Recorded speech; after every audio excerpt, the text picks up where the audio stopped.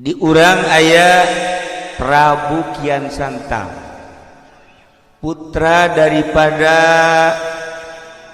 Prabu Siliwangi, putra daripada Prabu Kitu Satu Kencana, putra daripada Pajajaran. Jadi ti kerajaan Pajajaran. Dek nanya kamu Haji Pendi, ai kerajaan Pajajaran letaknya di daerah mana? Bandung. Tuh kan? Tama pasar Pajajaran. Ya Allah. Numantak ulah disangkanya na diajak ku Haji Agus, Haji Sarua pinter atuh teu. Diajak mah jeung lain teu dibere nyaho. Isuk-isuk dibere nyaho lohor geus eueuh. Magrib dibere nyaho atuh jam 12 geus eueuh. Eta ilmu bisa kitu ilmu. Lah iyalah para jamaah kaum muslimin wal muslimat rahimakumullah. Singkat nabai ya mah tahun 1315 Masehi diangkat Prabu Kian Santang jadi panglima perang. Kulantaran nyana diangkat jadi panglima, nyana neangan musuh. Di Bogor sahanu jago, di Jawa Barat sahanu jago, di luar Jawa Barat sahanu jago. Bebejalah kabapana Prabu Siliwangi, abah kula diangkat jadi jelema sebagai panglima perang. Asana datang ke saat ieu can nyaho ka getih kula. Hayang nyaho ka getih kula tunjukkeun bejakeun saha nu panggagahna khususnya di Jawa Barat, umum nama di Indonesia atau di dunia. Eta bapana teu bisa ngajawab, teu bisa ngajawab. Cek bapana eueuh deui nu panggagahna mah nu mantak anjeun diangkat jadi panglima teh saat ieu mah anjeun nu panggagahna. Eueuh deui. Perang jeung sahabat ge moal anu mahi ka anjeun mah. Keur ngobrol kitu jol aya aki-aki. Cek aki-aki teh ulah kitu sebab dunia lain Indonesia doang. Kerajaan lain di Indonesia hungkul. Bisi hayang nyaho nu gagah saat ieu panggagahna sadunya eta ayana di Mekah. Ngaranna saha? Ngaranna Sayyidina Ali. Barang geus gabejaan kitu les eueuh aki-aki. Nyana terus bae neangan jalan ke Mekah yang kapanggih jeung Sayyidina Ali. Padahal Sayyidina Ali teh kapan geus maot jauh. Iyalah kehebatan Sayyidina Ali karramallahu wajhah. Di alam barzah nyana mah bisa muncul. Nyana neangan jalan kumaha carana hayang ka Mekah. Dipapatkeun ilmuna. Eta mah sarua ilmu eta mah sebab nyana can Islam jeung ilmu nu dicekel ku Haji Pendi. Nah, eta babacaan ge boro-boro urang jing ge teu ngartieun. Eta hebat Haji Pendi. Nu mantek nyana kukula dianggap bisa bahasa eta, bahasa jin, nyana ge termasuk min jumlatihi.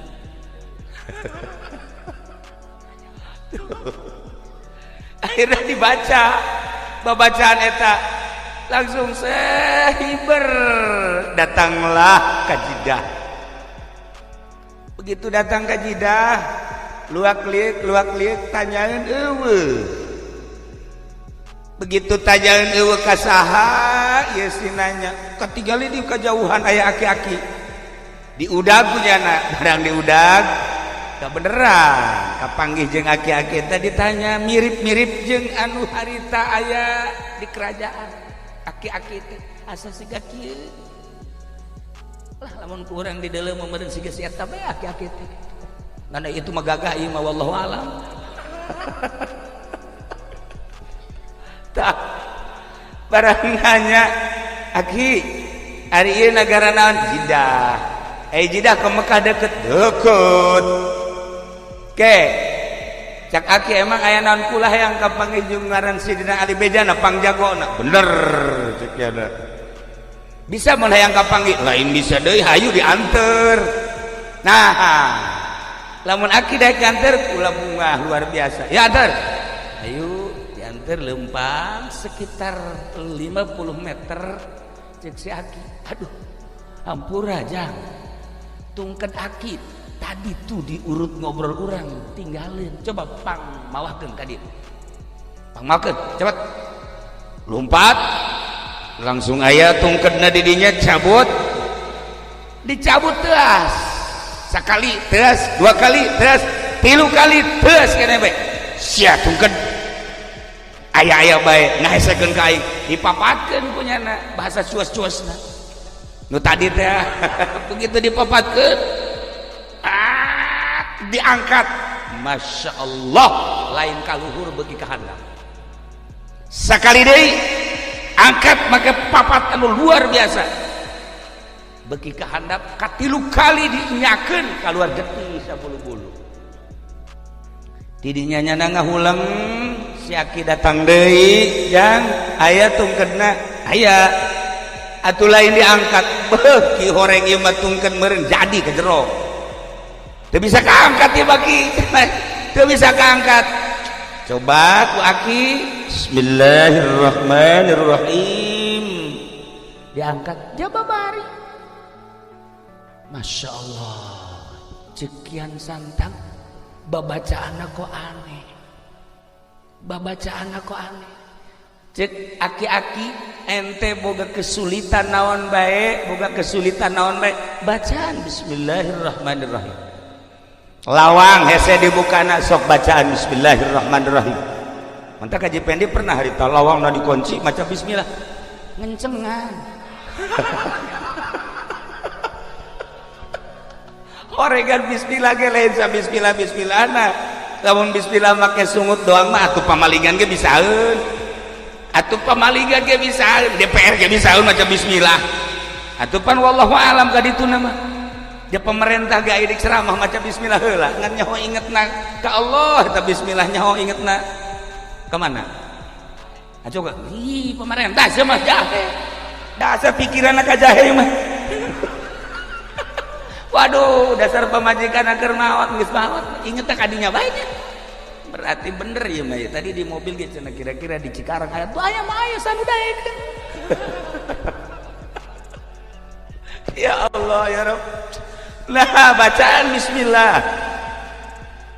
Akhirna nanyakeun manehna ki baca bismillah eta aya syarat teu lamun hayang manjur. Aya. Syaratna kumaha? Syaratna kudu maca 2 kalimat syahadat. Nah, engke bae heula kita mah urusan maca 2 kalimat syahadat penting kula kapanggih heula jeung Sidina Ali. Hayu, ai kapanggih jeung Sidina Ali mah hayu. Diajak ku si Aki lempang di jalan aya nu nanya. Cek nu nanya teh, Tuan Ali, punya di mana? Kagetnya. Ti anu lempang deui. Kayak dia nanya Sidina Ali di mana? Mun bahasa urang kan bahasa Arab. Itu anu beki pertanyaan bae dina hatena asala ieu Sidina Ali heuh. Asala ieu cekeun 3 kali jelema nya sasalaman nya nanya nya pelukan. Akhirna nya nanya ka ieu ye kanu katilu. Mun cek urang mah ari ieu emang saha masih ieu lah Sidina Ali. Masyaallah cekeun. Atuh langsung ditangkep. Atuh lain bebe jati tadi. Misin-misin kula bae. Paingan eta tungked ku kula diangkat teu bisa.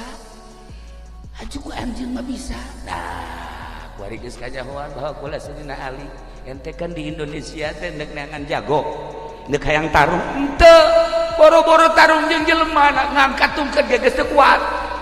Tah, jelema arif wali Allah kekasih Allah teu kudu gelut dek dakwah teh ngarupa bah henteu kudu boros atuh ieu mah ye iya tadi pendi mun dakwah lain ngalobaan Islam lain ngalobaan lain lain yakin ngalobaan lain bahkan anak nage arindit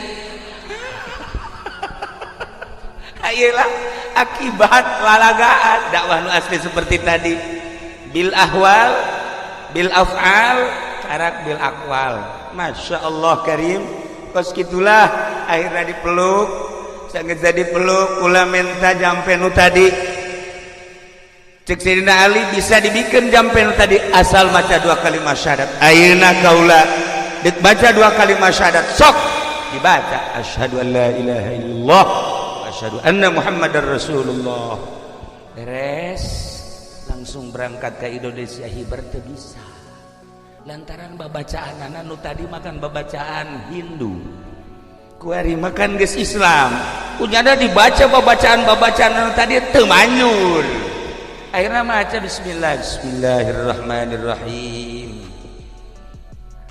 rada hampang tapi can bisa hibar rada hampang coba Bang Haji bismillah coba kikituan coba baca sekali baca 2 kali 3 kali dibere cara ku Sayyidina Ali hei anjeun teh ayeuna geus Islam deki berka Indonesia moal bisa make bahasa jeung wirid anu sok dipake ku anjeun bacalah bismillah jeung bacalah ieu wali bejakeun dan ieu nama bismillah na baca 9 kali ulah nafas tambahan baca ieu berem sok berangkat dibaca sesuai jeung perintah Sayyidina Ali datanglah ke Bogor tidinya menghadap ke bapakna bebeja bahwa kaula selama ieu teu aya nang tangan Sayyidina Ali gagah teh ternyata lain sembarangan horeng gagah teh gagah zahiran wa batinan kula geus asup Islam bendulah Prabu Siliwangi akhirna indit Prabu Siliwangi geus teh indit tetep bae anjeunna kan diangkat jadi panglima terus dakwahnya terus ngajakan Islam ngan harita aya jelema nu ngomong Prabu ari anu Islam mah biasana sok disundatan nah cek kula ge inget kula ge harita ku Sayyidina Ali disundatan cek nya maka wari ente nu paheula disundatan mangga disundatan kunyana disundatan kabeh henteu disesakeun jeung pamajikanna jeung tunggul-tunggulna bea kabeh didinya lah langsung ngagoler bae atuh kabeh bea maka pas di daerah anu disundatan paeh teh eta teh lemburna ngaranna Islam Salam Islam Salam nah atawa Islam Nunggal nu kabelah dieuna dibahasakeun ku urang Garut mas Salam Nunggal tadi nama Islam Nunggal kulantaran rada hese dilempekeun Salam Nunggal tidinya Sayyidina Ali ke Mekah deui hayang kapage jeung Sayyidina Ali lantaran nu disundatan paeh bebeja nyana dan Ali hampura kula di ditu nyundatan kok kula mah teu paeh itu mah paeh kumaha cara nyundatanna dibeakeun kabeh atuh deuleuh deuleuh nu maneh beakeun teu henteu atuh ulah kabeh maka dibere cara nyundatan ku Sayyidina Ali netalah seperti pengkong-pengkong nu mara heula akhirnya langsung hibar deui ka Indonesia kujada disundatan simpen nah iyalah sejarah nyundatan di samping eta Prabu Siliwangi kaditu deui guguru nyundatan oge guguru keislaman untuk keyakinan supaya mantap deui nyana di ditu diganti ngaranna nu tatadina Prabu Kian Santang diganti ku Sayyidina Ali menjadi Sunan Rahmat baliklah ke Indonesia begitu balik ke Indonesia manehanana terus dakwah nyundatan terus manehanana bebeja ka bapana Prabu Siliwangi diajak Islam tetap bedae sekali 2 kali 3 kali ketika Sunan Rahmat keluar dakwah Prabu Siliwangi manehanana dengan bahasa manehanana meminta ka karuhuna supaya ieu kerajaan dirobah menjadi hutan. Maka seketika etalah ku embung-embungna asup Islam, Raja Pajajaran dirubah sakicep menjadi hutan. Konon anu kuari terkenal hutan tersebut adalah nu aya di Bogor, ngaranna naon cara maju tadi? Nu di Bogor teh nu sok kaditu ka dari itu jelema. Leuweung teh leuweung naon leuweung? Naon lain ya na tuh put. Naon? Nah. Wah ya. Nu di Bogor nu sok rame. Masyaallah teh si ukanya jasanya. Nah, ayo jauh di bejaan. Etalah para jamaah kaum muslimin wal muslimat rahimakumullah. Akhirnya balik Sunan Rahmat ka kerajaan berubah, sehingga berubah menjadi hutan. Nyana mohon ka Gusti Allah supaya bapakna muncul, barang muncul berubah menjadi maung.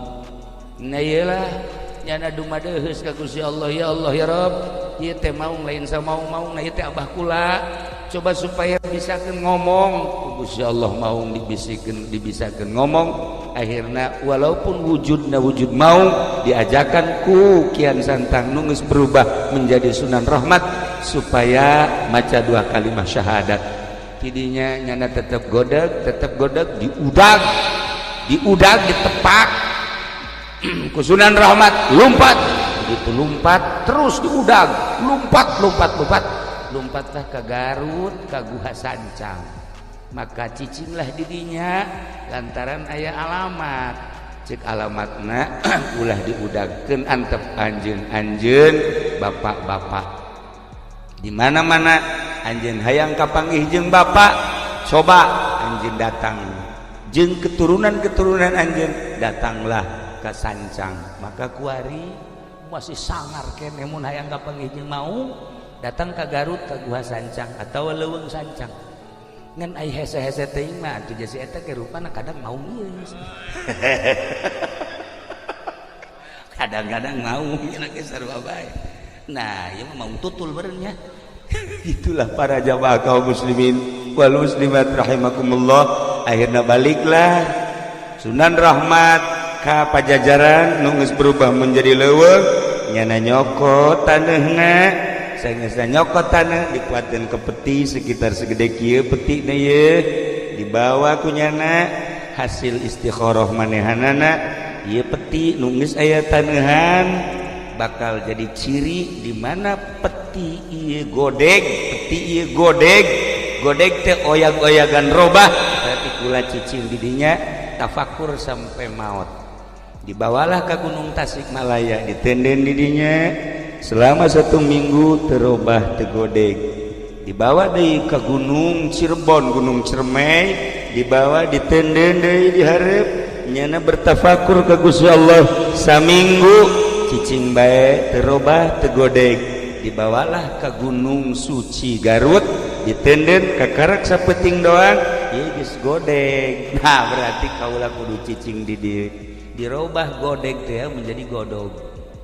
Itulah para jamaah kaum muslimin wal muslimat rahimakumullah. Terus banehanana tafakur, terus banehanana mujahadah di gunung eta, lain berarti can jadi wali Allah untuk terus naikkeun makomnya, naikkeun pangkatnya, jeung embung balik deui ka Pajajaran. Kerajaan-kerajaan diserahkeun kabeh ka ahli waris anu sejenna, manehanana mah hirup menyendiri, tafakur eueuh nu nyaho, mujahadah, riyadhah terus di gunung suci datang ka maut.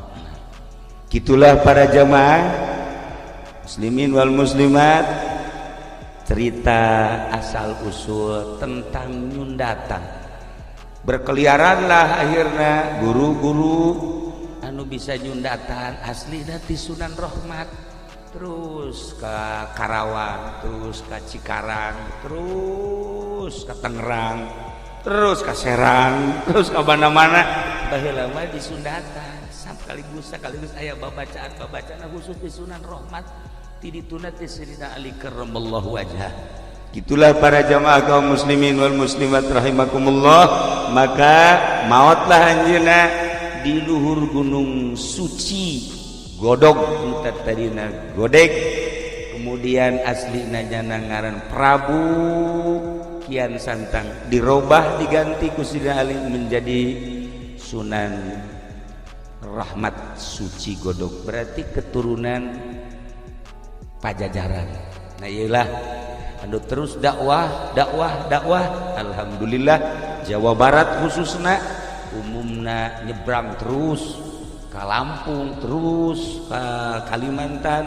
Iyalah Sunan Rahmat Suci nunyana mengakhiri hirupna sorangan di luhur gunung. Mantak besi aya di Cikarang kuari anu haju hirup sorangan eta ge buat teuing ulah sok suudzon beureun nya eta ge termasuk aya tetesan gede hutang. Gitulah para jamaah kaum muslimin wal muslimat rahimakumullah.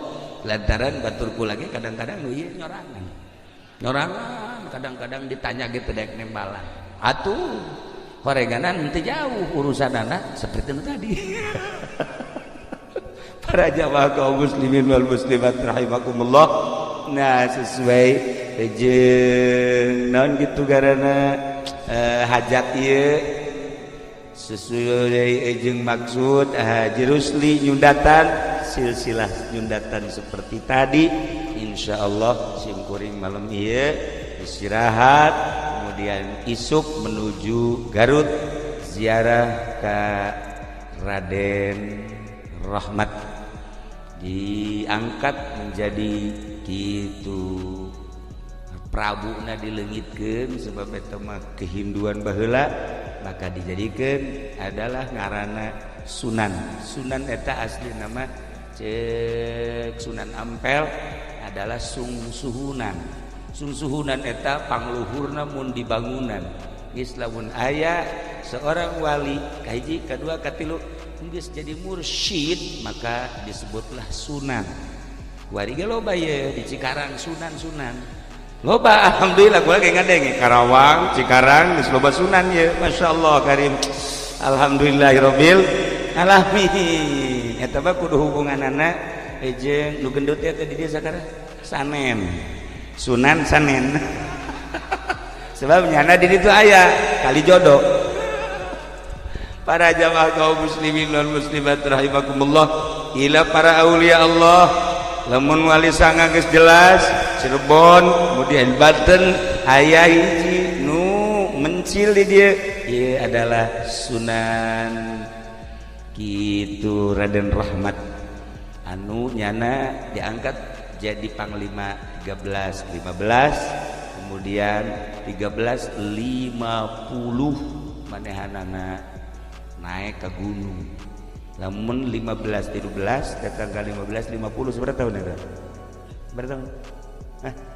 77 tahun nyana naik ke gunung. 7 tahun di luhur gunung wafat. Insyaallah sekilas di sejarah kewalian aya lamun dicaritakeun kitu guru-guruna kabeh terterang ngaran-ngaran, keluargana terterang ngaran-ngaran, nyana di Pajajaran kamaena kalima, kemudian anak-anakna Prabu Siliwangi kabeh terterang dan lain-lain sebagainya. Aya selembaran-selembaran di kitab-kitab anu teu bisa dijual belikeun, ieu mah nyaritakeun sejarah tentang asal usul nyundatan. Besi bangaji pendi hayang disundatan kedua kali insyaallah di dieu bisi aya rangda umurna kira-kira 35 tahun bikin kaji mamin, tapi lamun aya nu 80 ka manehna. Sagitulah ala kadar kisim kuring. Nah maka terakhir itu hapunten